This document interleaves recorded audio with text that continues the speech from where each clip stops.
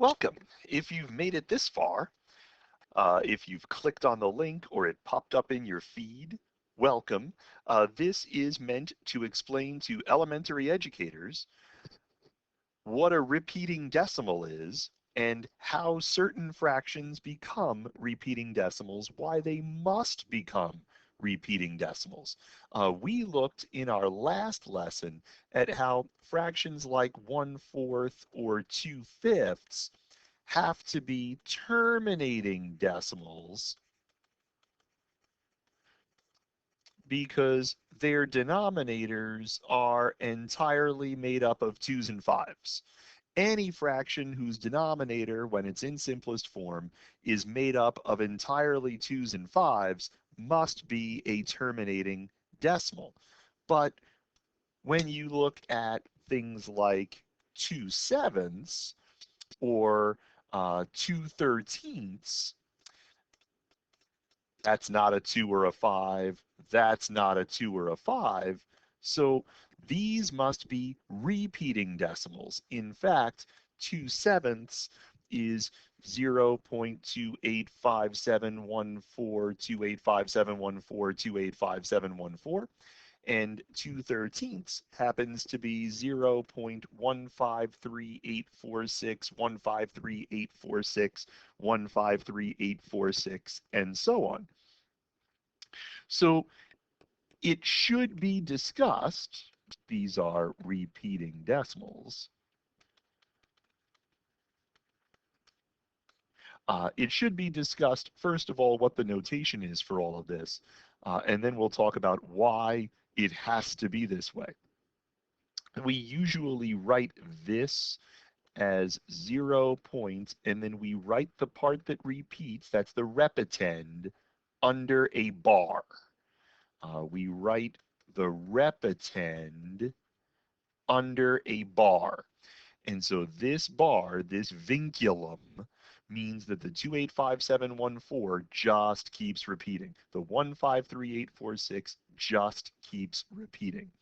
But why? Why does it have to be that these decimals will repeat? Well, let's look at what happens when we divide 2 by 7. Let's take a look at what happens when we divide 2 by 7. This will be long division like you're used to. So 7 goes into 20 twice because it doesn't go into 2. And so we do the whole multiply, subtract thing, bring down the next number. 7 goes in as 60, multiply, subtract, bring down the next number, and this continues for quite some time. Bring down the next number, bring down the next number. Oh, we're running out of space, right? Bring down the next number. If I may, let's keep track of remainders. The first remainder was 6. The second remainder was 4. The third remainder was 5. The fourth remainder was 1. The fifth remainder was 3. And this last remainder is going to be 2. And that 2 is the same as the first. And conveniently, that's where the repeating starts. The next is 2, and then 8, and then so on. Let's look at the remainders. When you divide by 7, there are only 7 possible remainders. 0, 1, 2, 3, 4, 5, and 6, right? Those are the only possible remainders when you divide by 7. If 0 comes up, you're golden. The decimal terminates. So we're going to get, at most, these 6. And once this 2 repeats itself here, once that remainder pops up a second time, we know that the pattern begins again from this point. We know exactly how things have to go once we see that 2 again.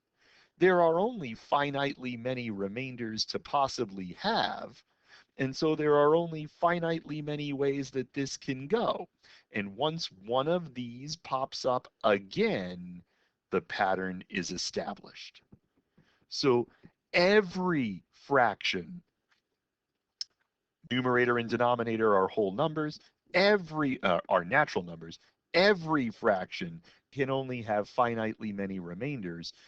And so every fraction, when it turns into a decimal, either terminates because that pops up or repeats because these are all the remainders that could possibly appear.